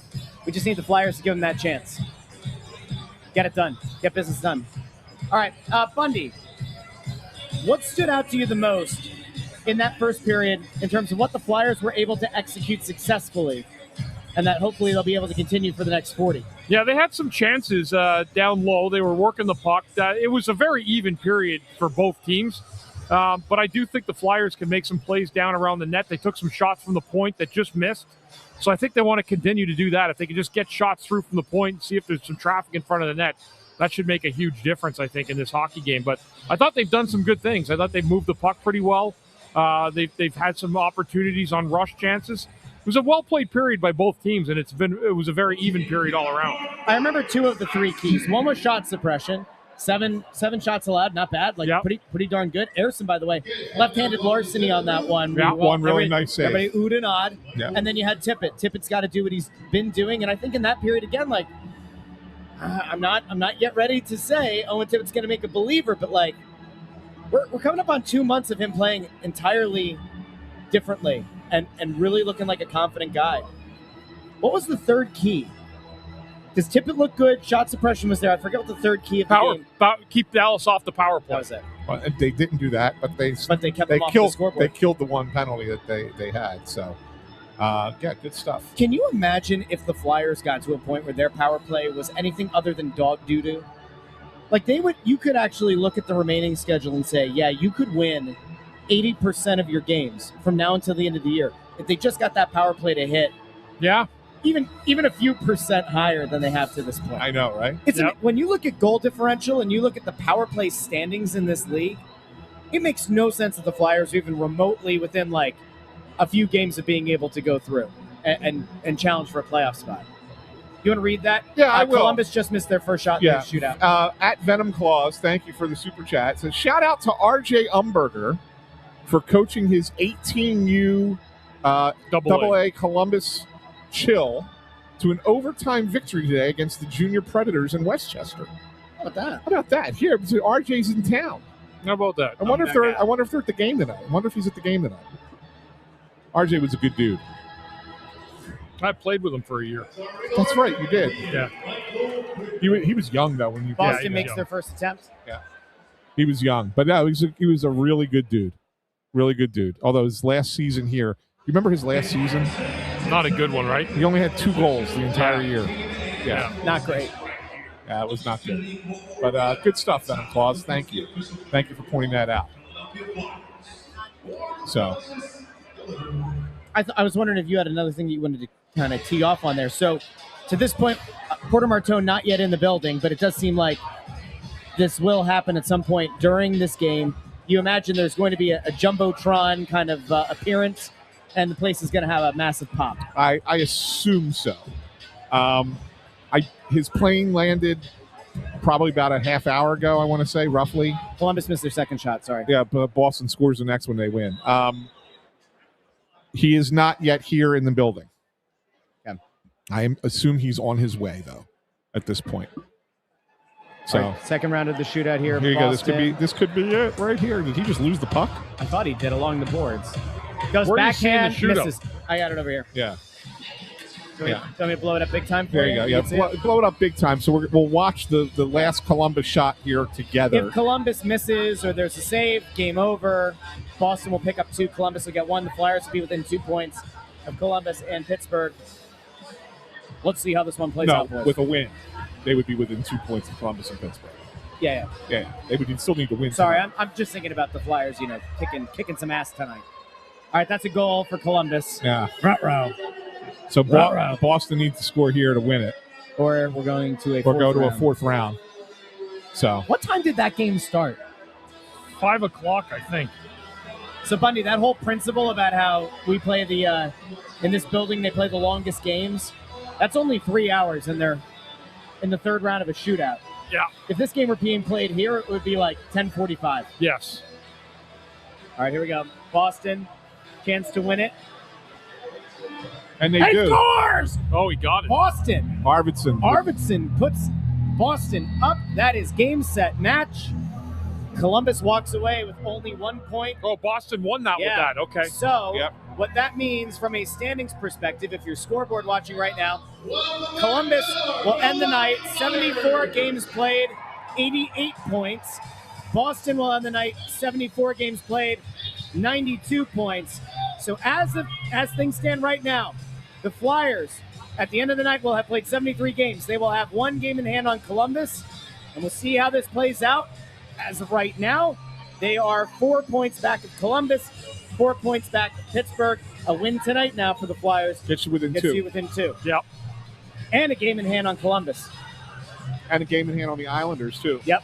You would be within 5. You would be within 3 of them. So I mean, And you have a game left head to head with them. So pretty big 40 minutes here, guys. yeah, for sure. I don't like the scoreboard watching. Actually gives me like agita. A good word on a night tonight like this, Anthony. Yeah, it's Italian. It's Italian Heritage Night here. Is it? Yeah, you know, Bundy, I had 3 T-shirts that I was going to bring for each of us to wear on camera.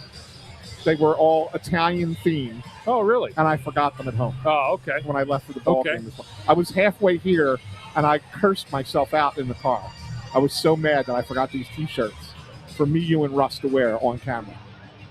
But I want the Italian Heritage shirt that they're giving out tonight. There's a bunch of jamokes walking around right now. No Italian Heritage. What are they doing with the shirts? yeah, You know? I'll tell you what else I know. I know that we'll be back second intermission and postgame here on the Press Row Show. Do us a favor. Like the video, share the video, and subscribe. Ring the bell to get notified whenever we go live with a new episode. And I expect all of you to come back for second intermission and postgame here on the Press Row Show. Talk to you soon.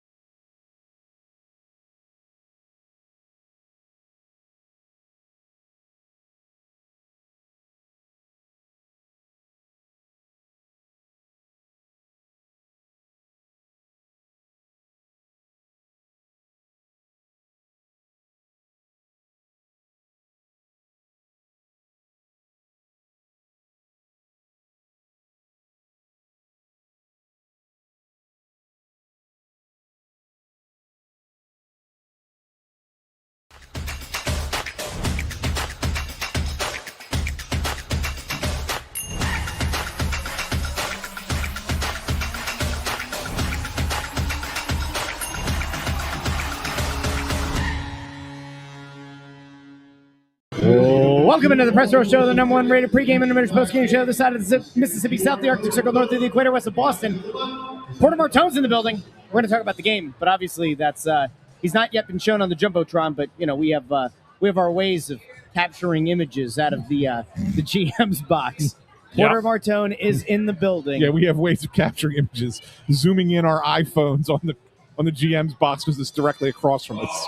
It's like, Porter, turn around. I was quite pleased with my camera work. It actually took a good picture from a distance. Did you tweet one out? Yeah, I tweeted it out. Yeah, he's here. Yeah, definitely here. Now, Definitely unfortunately, here we were. We were going to come in here with all kind of piss and vinegar in a good way about that period the Flyers played. They had a 1-0 lead. Everything was looking great. Martone literally turned around, sat down. Within 5 seconds of Keister hitting seat, Flyers allowed a goal. So the game is tied. Though you do have to give the Flyers a lot of credit. Put a lot of pucks on net that period. And they did take a lead, even though it didn't last. They did take a lead in that period. Yeah, I mean, they're playing a pretty solid game. I mean, there's a mistake on the play there. I guess was that York or Drysdale on the far wall. I don't remember it. I couldn't tell by the on the number. Goal? Yeah, it was York. It was a power play or a shorthanded goal. York went down to the ice. No, it was Drysdale. I think it was Drysdale that went down. If it was power play, it would be Drysdale. Jamie fell. Okay, we got it. Yeah. It was Jamie then. Yeah. So yeah, I mean he falls down. What are you going to do? And it was a great shot. Great shot. I mean, I can't blame Harrison on that. Perfect placement. Yeah, it was a great shot. I mean, other than that, I mean they limited Dallas this whole 40 minutes. Yeah. They got 9 shots, I think, or something like that, right? Yep. So I mean, it's been well done by the Flyers, but now this is it. It's a 20-minute game at this point, and a chance to pull within 2 points. Yeah, you gotta want it a little bit more than you have already. And keep in mind that if nothing else, it's a Western Conference team, so you go to overtime, you go to a shootout, you don't care. It doesn't matter how you get the win, you just want to get the 2. Correct. Worst case scenario, get the 1. 1 still puts you in a pretty good spot, and I think we'd all agree that when you look at this schedule, getting a point against Dallas would be big. But they've absolutely played to a point tonight where they deserve, through 40 minutes at least, they deserve a point out of this game. We said coming into the weekend that they had to get 3 out of the 4 points minimum. Yep. So you would take a point tonight. You would take a point. You'd be somewhat disappointed, but you'd take a point. But they definitely don't look out of place tonight. So good on the Flyers for putting 40 minutes together so far tonight. And it's been rock solid. Yeah. I'll tell you what else is rock solid. Intern Andrew, man. I'm going to talk about a guy. You're going to this quick. I am, because there's a reason for it. Okay. But you want to talk about a guy who takes his job seriously, the guy who does the research, the guy who occasionally stumps even elephant brain Bundy over there, who never forgets anything.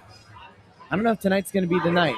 I haven't asked him anything about his trivia. By the way, these are the only 2 teams I played for. That's my trivia of the night right there. Did you know that, Andrew?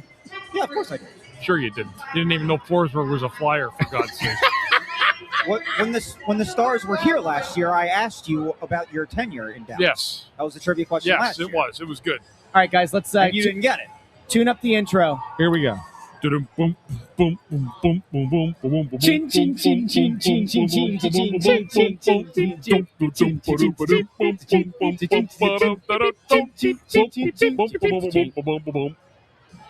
I took Chin away from you. You did, and I adapted on the fly.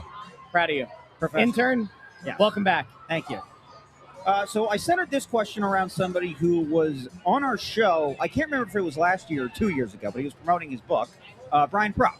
Okay. Played 790 games here over the course of 11 years. I think played in 3 Stanley Cup Finals for the Flyers. And then the 89-90 season, the Flyers, not their best season. And Bobby Clark, that was his last year as the GM. Yeah, I know. I saw it.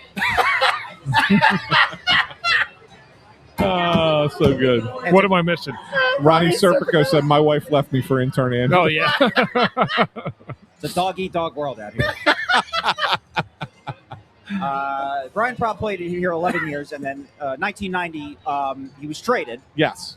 And shortly thereafter, at the end of the season, Bobby Clark was fired as the GM of the Flyers. Correct. The following season, he was hired by the Minnesota North Stars. So months after trading Brian Propp, he then signs Brian Propp back as a North Star. I think what was a surprise to a lot of people, the North Stars in that first season ended up going all the way to the Stanley Cup final. Yeah, and they did. won for being eliminated by the Penguins, or losing to the Penguins. Propp played in 23 postseason games that year with 23 points. Can you name the 6 players that played in the playoffs that year that had more points than him? Lemieux. 3 Penguins, 2 North Stars, 1 Bruin. Bobby Smith. No. Lemieux is correct. Yeah. Lemieux's an easy one. Yeah, He was so good that year. You got to go with, I don't know, let's go with Kevin Stevens. that is correct. Yeah. Joe Two. Mullen? No. No. Ron Francis. Ron Francis was going to be the other one I said. No? Okay. Was Rick Tocchet one? No. Was that the year before Yeah, he got no, there? that was That might have been the year before he got. The year before, That was the yeah. year before he got there. Okay. All right, so we got 2 Penguins so far. And then you said there's 3 North Stars. 2 North Stars. I'm trying to think of the North Stars back then. I remember that team. 2 North Stars, and you're missing 1 Bruin. Penguin and 1 Bruin. And Mike one- Madonna? No. No, I was. Before, no, I don't think Was that what, he wasn't there yet? he might have been, but he was young. It would have been really young. Dave Gagne. Yes. Oh, Dave good- Gagne, yeah. Good Remember Dave pull. Gagne? Yeah. Good yeah. pull. What year was this? 91.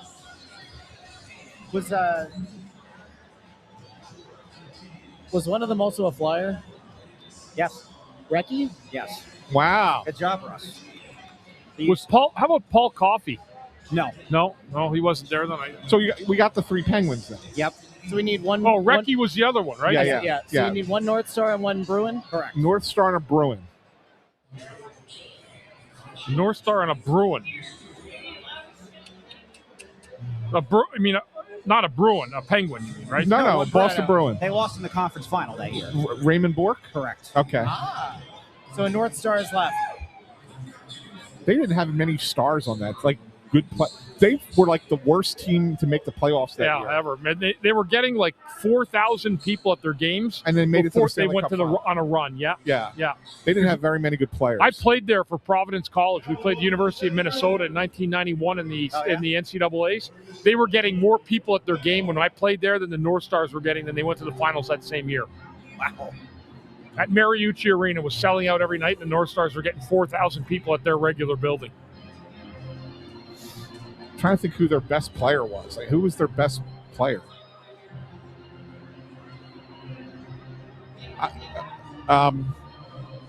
It would be a name we recognize, Andrew, like a name player.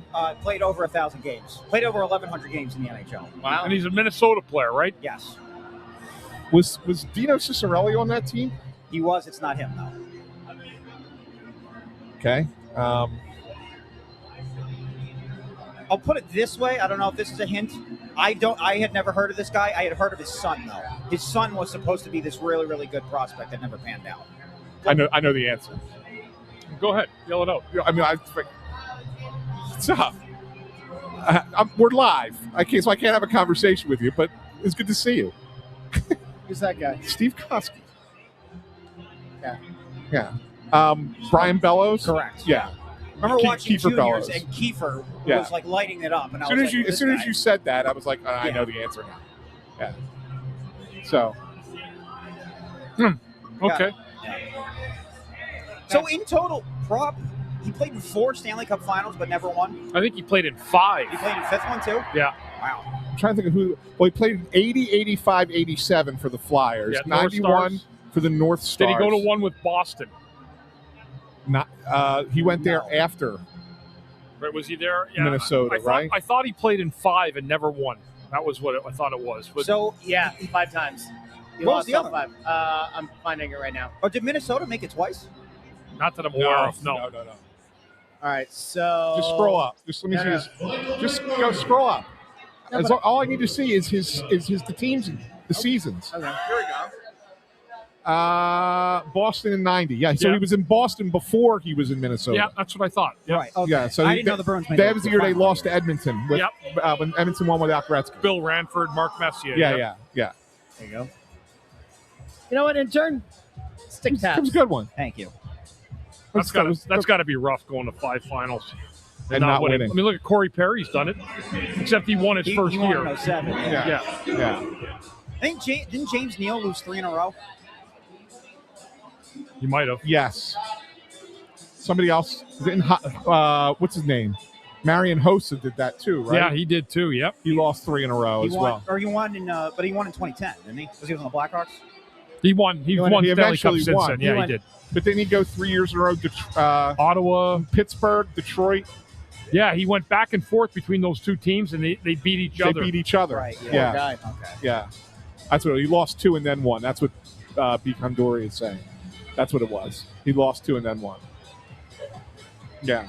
It's good trivia. That was a good one. Intern, good job. Thank you. Very good You made trivia. Anthony suck on his teeth a little bit there while I was thinking. So Yeah, I was. Doing a little suckage. Yep.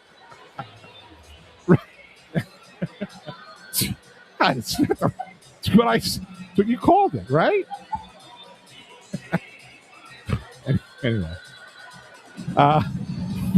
We got 6 minutes left here. We got to kill 6 minutes now. But now that I've lost Russ for the show. You all right? boy, is that getting clipped. Oh yeah. Yeah. Oh yeah. That one's getting clipped. Yeah. Thanks. Things I never thought I'd hear on this show. We've heard a lot on this show. We have heard a lot on this show. By the way, we have an update, and I gave you guys this update off air, but Okay. Tortorella's deal that Oh, yeah, he this has is good. signed with Vegas. There was a question pregame about, is it a multi-year deal? Notice that they said they dismissed Cassidy and they're bringing Tortorella in, but there were no terms. It was reported at some point during that period, Tortorella's contract is for the remaining 8 games and any postseason games. That's it. Now, once the season's over, there could be a potential conversation between Tortorella and Vegas about extending, but So in essence, he's an interim.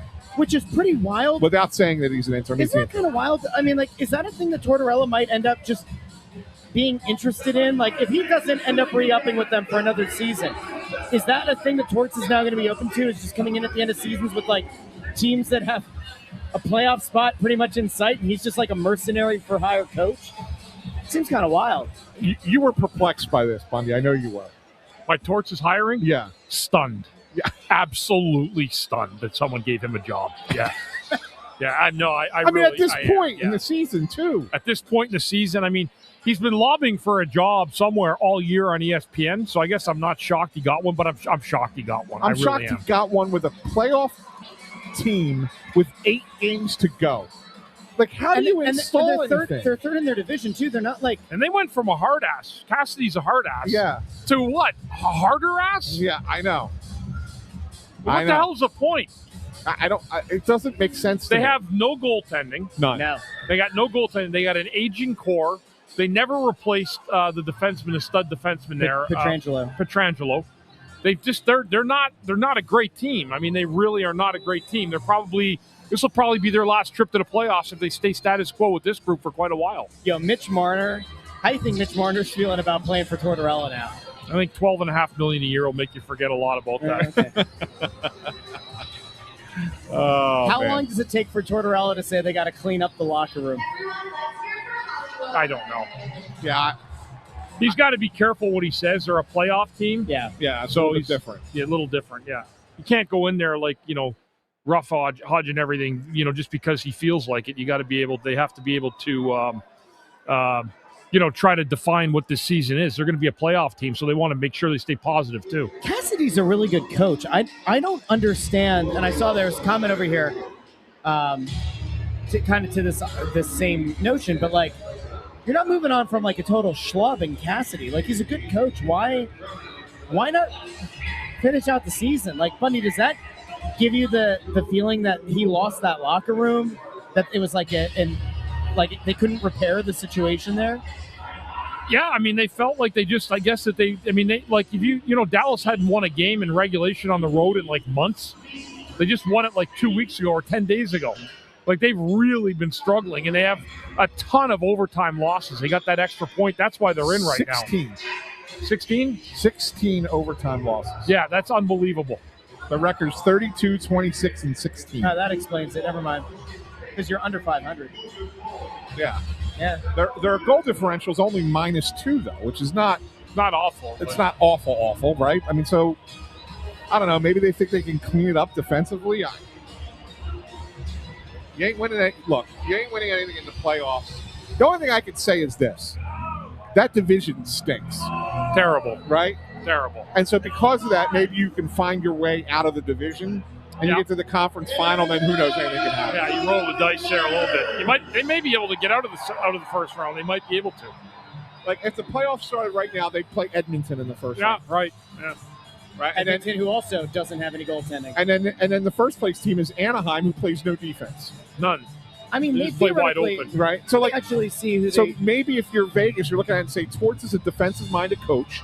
He's going to come in and force these guys to play defense, and we're in a division where there's a lack of it. Maybe we can find our way to the conference final and cross our fingers at that point against either Colorado or Dallas. Vegas has the second weakest strength of schedule in the entire league remaining. The only team that's like considered a strong team is Colorado. They've got Vancouver twice, Calgary once, Winnipeg once, Seattle twice, Edmonton once. That is a weak. And of those teams that they're chasing within their division, I mean, Anaheim has the third weakest remaining strength of schedule. Edmonton's like sixth weakest strength. So like, I don't know. I guess there is theoretically. I mean, it's a lot of points to make up. I think it's 6 points separates third and first in that division. But like, you could theoretically do something interesting there. Is Draisaitl 100% definitely not playing again this year? That's what they said. Yeah, that's what they say. He's out for the season. Okay. Yeah. Well, he could be back for the playoffs, right? For the playoffs. Could be back for the playoffs. Oh, he could be. Okay. Yeah. And they got to hold off LA. LA is 4 points behind them with a game in hand. But LA looked awful against Utah. Who's that? LA. LA did, yeah. They're really struggling again. They got blown out at home by Utah in a game that had a lot of playoff implications. That guy might be overserved a little bit. A little overserved, yeah. When you start dancing alone when no one's around you, that's usually your first telling sign. We didn't talk about this pregame, but there was a kid who maybe makes the wall of shame. Puck drop. Tripped on this thing over here. I know. We'll talk about it. Anyway, we'll be back post-game here on the Press Row Show. Like the video, share the video, subscribe. Talk to you soon.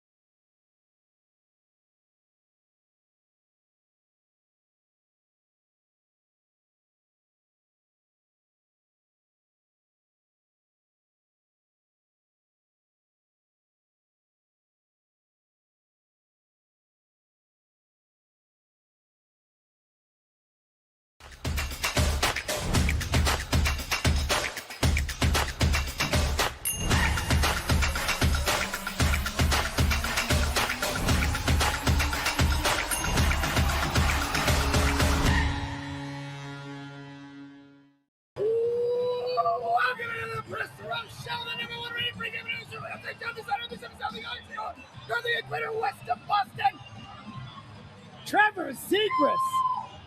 Take a bow. On the worst shot of the night by either team. A bow. The worst shot of the night, and the Smith let it in. I mean, that was just a brutal goal, but we'll take it. Yeah, you take it. Absolutely, you take it. Do you get the feeling that he lulled to Smith to sleep on that play? It was like the way that he allowed for the puck to kind of enter. It felt like it was almost you would kind of get off balance, like expecting him to collect, but instead he just kind of. I think the Smith thought he was going to pass it. Yeah. I do. I think the Smith thought he was going to pass it, and then he just fired a shot from a weird angle, and it beat him. And good on Zegras. Smart play, patient play. And he actually started that, Bundy. I believe he was the one that threw it back to Erson. Yes. No, that was Cam York. Was it York? Who Yeah, did that? York did that. Okay. Yeah. All right. Yeah. I thought it was Zegras, because Zegras went right back into the zone. Yeah, But- it was Okay. York. Yeah. All right. But it's unbelievable that this team is 2 points out of a playoff. Tonight on Italian Heritage Night. Little gabagool, little cheese pinch, couple of prayer hands. What an amazing night. These people. Look at these people. The humanity. Yeah. Everybody's happy tonight. We've got men, we've got women, we've got children, we got security. We got everybody hugging it out, high-fiving it out. I'm fascinated by the fact that they are where they are at this point. 2 points back. So catching everybody up. With a game in hand. Catching With everybody the up. game in hand, yep. Columbus loses in the shootout to Boston. So they are now sitting on 88 points with 74 games played. Pittsburgh was idle tonight. They have 88 points on 73 games played. The Islanders, who are second in the Met, 74 games played, 89 points. So you're 3 points back of second in the Metropolitan.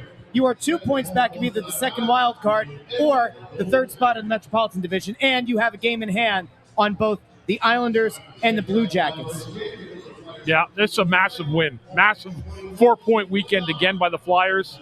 Getting that big win in Detroit last night and then coming back and getting this 2 points. What a gifted weekend this was. Beautiful. Yeah, I never thought this one was going to happen tonight. Nope. That's why I picked Dallas. I picked the Flyers tonight, feeling good about it. Yeah. What was my score? I said 3-1, didn't I? Yeah. I got the 1. But no, I don't know what it was. I had a weird feeling tonight that Erson was going to have a good game. And you got to give Sam Erson credit tonight. He did have a good game. He did. And there were some very nervy moments in this one in front of net. And Erson, to his credit, really stood in there and gave this team every opportunity to win. He did. This is the truth. So, I mean, listen, I don't know if this takes the full sour taste out of your mouth from earlier this week when the Flyers come off of a 3-game road trip where they sweep those 3 games and they lose at home in regulation to Columbus. Everybody's feeling kind of down and nasty about it. I'm not saying this totally takes that bad taste out, but man, I think it kind of does. You go toe-to-toe with one of the better teams, one of the best teams in this league. You don't look outclassed to the entire 60, and you get it done in the run of play in overtime. It's an impressive win. Is this the most impressive win of the year, given the stakes right now? I think this and the Minnesota game, the one they won about 2.5, 3 weeks back at Minnesota, was a huge win. Yeah. You didn't see it coming, but home game, I mean, in terms of circumstances, where they're at in the standings, this was probably the biggest home win of the year, I would say. Yeah. Yep. Probably their biggest home win of the year. I mean, I don't know. I have a hard time getting past beating Colorado in Colorado. That was a good one, Yeah. Like that. Oh, that to me- was a great game, too. Yeah. To me, it was the most impressive game. Yeah. There goes a couple of Stars fans. Yeah, it sucks for them. There were a bunch of Stars fans in the crowd tonight. There was a good number of stars. It was weird. Dirty cockroaches. From Dallas. Yeah, I mean, is that the weird kind of like, my grandfather was a Cowboys fan, so I'm a Cowboys fan. Is that what that is? Or do we think that there's not a lot of crossover there? In like the weird Cowboys fandom passing on to the Stars. Like, why were there so many Stars fans? Yeah, I don't know. I don't know. Maybe they made it. Maybe they had a trip. I don't know. It was weird though. Like during the national anthem too. Yeah, no, there was Stars. Anyway. Kudos to the Flyers. They got the job done tonight. And now you look at what they have coming up. Tuesday, they're in Washington, and you've sort of reported, you've put out there that Martone will make his debut as a Flyer. He's on the ELC tonight. Yeah. He'll make his debut in Washington against the Capitals. Then they're back in town Thursday night, second of 3 games against the Red Wings. Yeah. That is now an even more massive matchup. And then right after it, you're on Long Island, huge game, chasing the Islanders, home against the Bruins, really big game, although they're all big at this point. They are. Yeah. At the Devils, you got to win that one. Devils don't really have anything to play for. You got to win that. And then your third and final game against Detroit, at Detroit, home against the Jets, home against, on the road against the Jets, home against the Hurricanes, home against the Canadiens. So the only, I don't know if you want to call them cupcake games, but the ones that don't really matter quite as much, I guess, Devils is one that you should win. Winnipeg has gotten themselves back in the race because of how bad that division is. Yeah, I know. So they're kind of back in the Western Conference playoff race a little bit. So, maybe by then they won't be, but as of right now, like, you're probably going to get a good game from the Winnipeg Jets. So they've got 9 games remaining, and only 4 of them are at home. That's all right. It's a tall test, but it's a what? Why are we talking? Who's got Winnipeg? We do. Flyers do later Flyers on. have Winnipeg? In Winnipeg. In Winnipeg. The last road game of the year. Wow. Yeah. Third from the end. But here's the thing, Russ, and I wrote about this the other day. Like, eight-game road winning streak. They're better on the road than they are at home. They play good road games. It's weird. It's just an odd thing. I don't know why. I can't put my finger on it, like why, but it's. I don't look at that and say, oh, 5 road games and only 4 home games, that's a disadvantage. I don't necessarily think that it is. I like Roy McMullen's question over here. Is this Operation Epic Hockey? If they somehow manage to go on a real heater to end the year and they make the playoffs, we've got to come up with a name for it. It would be one of the strongest finishes this team has had to a season in forever. Two long decades? Probably. Forever. Right? It since Bundy played. Yeah, probably. I'm being honest, because when you think about the years after that, right? Like, think about the years they made the playoffs. So, like, after Bundy left. So you got, 08, you go to Eastern Conference Finals. They were a decent team that year, but they didn't have like that big long push that year. They make the playoffs in 09, but there was the end of the season was kind of 2010, they nearly coughed it up, right? If it wasn't for the shootout. I don't remember 2011. Maybe they had a good finish that year, maybe. And then you're pretty much like not good for a decade, right? Like, Yep. So like it really has to go back to maybe 03, 04, I want to say, when you guys had a pretty good finish there. It just doesn't happen.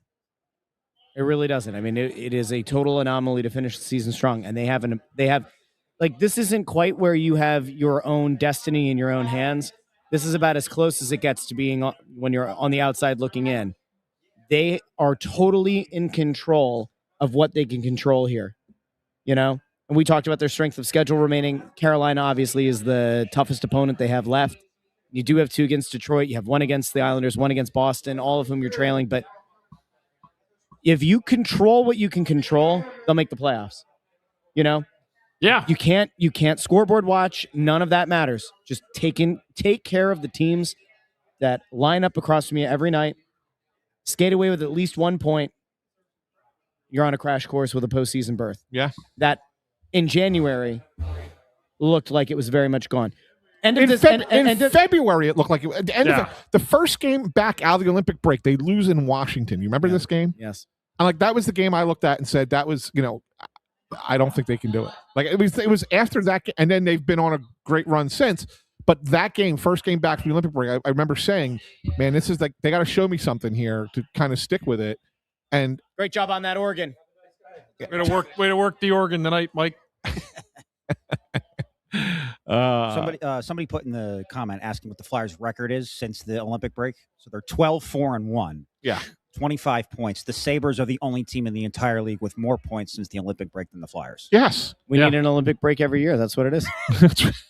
Give this team a break. Well, the funny thing is, keep in mind, like, the Flyers had one of the fewest number of players going to the Olympics. Yep. So the majority of the team was resting.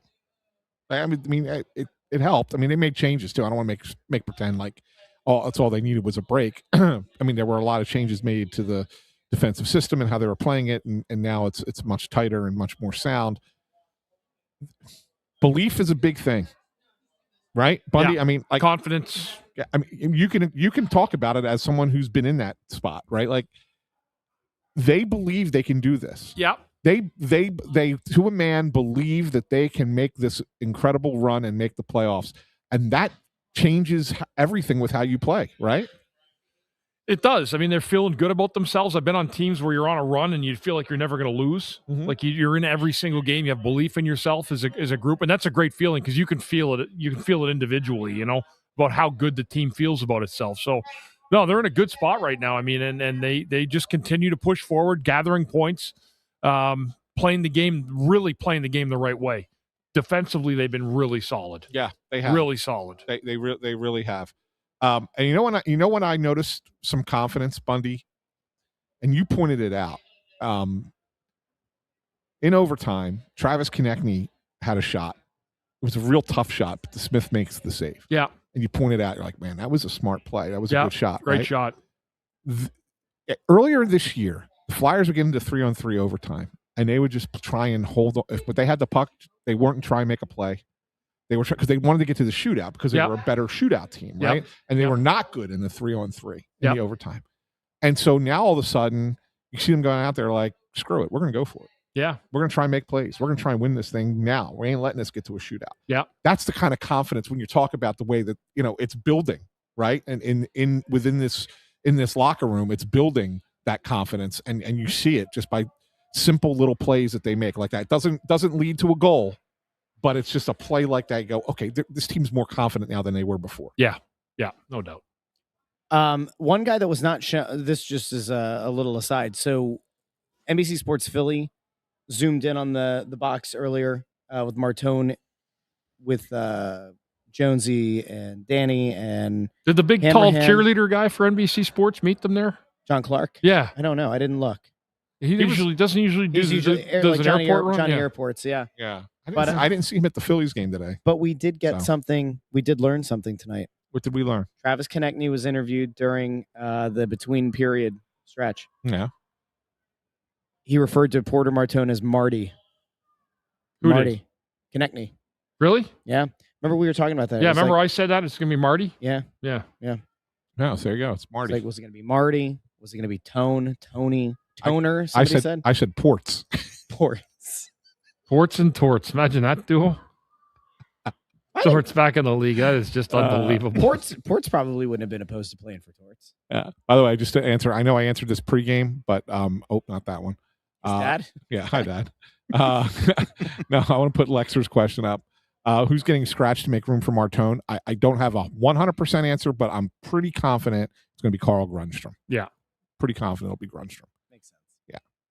So, people are asking what jersey number he's going to wear, too. That has not been determined. Is he wearing 94? 93? No, it was 94 was the one that he wore in Dev Camp. Well, he can't be 22 because Dvorak's 22. Yeah. So it's going to have to be something else. I actually like 94. That's a good number. You know the last Flyer to wear 94? Ryan Ellis. Really? Yeah. Redeem that number. Yeah, that's right. Yeah. Maybe Ryan Ellis was the prince who was promised. Yeah. And this is one other thing I want to, since Danky Bud brings it up, he says in his opinion, or her opinion, I don't know, I'm assuming it's he. Or their opinion. I don't know. I saw those clips out of Canada today. You can never be too careful. Yeah. So my opinion, take Hathaway out, put Grundstrom on the fourth line with Glendening and Coots, and either put Martone on Dvorak or Kate's line. I think you're going to take Grundstrom out because the fourth line right now is playing damn good hockey. Yeah. And Garnet Hathaway in the last 5-6 games is playing exactly how you need somebody on that line to play. Right. Like he's out there hitting people, creating havoc, forcing turnovers. He's not going to score. He's not going to get it. He's not going to get you points, whatever. That's not what the fourth line's out there for. Although they have a couple goals. Obviously, Couturier's had goals in three straight games before tonight. But that group of Couturier, Glendening, and Hathaway, I wouldn't touch that line at this point. Yeah. I like that. I agree with you. Right? Yeah. So. Yeah. Anything else, Russ? No. I mean, this is great win. Exciting. It's exciting right now. It really is. Can't wait till Tuesday night at Washington. Tonight was like one of those nights where you kind of had a playoff sort of feeling in the building. You know, and you have fans who are coming down here, and now they're all kind of in unison, believing that this team has a chance. And it is so critical for this organization and for this team to keep that momentum going. So you're on board right now, eh, Russ? You're not like you're jumping on? Huh? You're jumping on the bandwagon now? I've kind of been here for a few games now where it's like, you know, there's no alternative. There's no pick conversation to have. So if you're going to pick 14 or 15 or 16 or maybe 25, maybe they win a couple rounds or something. I mean, yeah, you got to be all in. At this point, you have to. And I know like there were some people commenting before, well, you know, they're pretenders. Doesn't really matter at this point. There is no alternative right now. Go out and win every game you can and like get that playoff run. What was the one thing that we've said all these years? If you're going to make a run like this, you want to do it with some of the guys that you think are going to be part of this thing longer term. You look out on the ice right now, you've got Barkey playing, you've got Bump playing, Martone is coming, right? Drysdale's taking steps this year. To me, there's a lot of positive to take away from it. Regardless of how this goes, there are a lot of positives to take out of it. And these guys they're all playing well in these games that do have. And I want to ask you one final question for everything you just said, and I don't disagree with it. Who do you give credit to for that? Who do I give credit to? Yeah, for that development. Well, I know that you want me to say Rick Tocchet.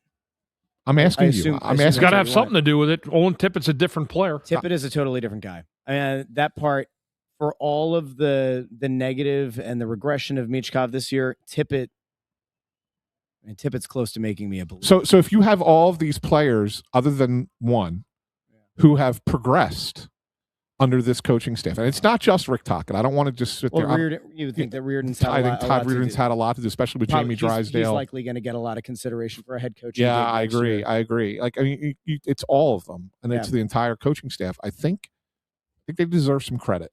I think they deserve some credit. I will also give a lot of credit to the guys with the letters on their sweater this year. And I know a lot of fans have really gone after Sean Couturier this year, and we get it. Yeah, he's not the same guy physically out there. But like this thing doesn't work. They love him. This thing He's beloved in this that thing room. does not work if you don't have a really strong leadership group. And there's a couple of guys who are in that leadership group who don't wear a letter. Yeah. And those two, the two specifically are Christian Dvorak and Dan Vladar. Yeah. Two of the guys that Danny brought in this offseason. Yeah. Yeah. So we always say, you never know what happens at the end of a season. You never know what happens when you get into the playoffs if your goalie's playing well. Vladar has played so freaking well all year. And now it's a thing of beauty to see this almost like redemption arc for Sam Ersson at the end of the season here, that he's now playing some of his best hockey. So it's a cool thing. It's hard to poo-poo any of this. I love all the people who think that you did a heel turn here. I didn't do a heel turn. Yeah, you did.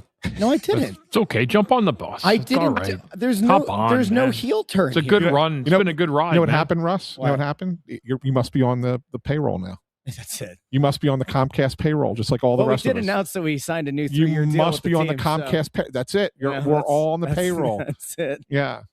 Yeah. I'm a sellout. You're Shilljoy, not Killjoy. No. Shilljoy. There you go. There you go, Tony. That's for you. Shilljoy. And by the way, it'd be easier to say Russ Shilljoy would actually be really good. Shame on you for not thinking of that. I just came up with it. Anyway, that's all. A big thank you to everybody who tuned in tonight. Don't forget, we are back on Wednesday down at Chickies and Pete's in Marlton. Yes. Big, beautiful location. If you have not joined us yet this year for a Snow the Goalie Live at a Chickies and Pete's, Marlton is a massive place. It's an awesome place to go out and watch a game. We'll be doing the show there. And then Thursday, we're back in the building for a freaking massive game. And it feels like they're all going to be pretty massive. Who is it on Thursday again? Detroit, right. Yep. So do us a favor if you haven't done so already. Like the video, share the video, subscribe. You doing anything that you want to plug here? No, I want to sleep. That's what I want to do. All right. I've been here all day. I've been here all day. I did 5 stories yesterday on 3 different teams. Like it was crazy. Bundy, you know where I wrote a Sixers story. You know where he spent part of the day today, Bundy? Where's that? In the clubhouse. In the clubhouse? I did, in the clubhouse. In the clubhouse. Yeah. Philly's got to get their clubhouse together there, Ant. Yeah, they're fine. They're fine. First 3 games of the season, everybody's melting down. They're fine. I know. We'll talk about the Phillies and everything on the show tomorrow. So, yeah. All right. Big thank you to everybody Thanks, who everybody. tuned in, and we'll talk to all of you on Wednesday night in Marlton at Chickies and Pete's. Thanks for tuning into the Press Row Show. Thank you, intern Andrew, on the ones and twos. Have a great night, everybody. Flyers, 2 points out of the playoffs.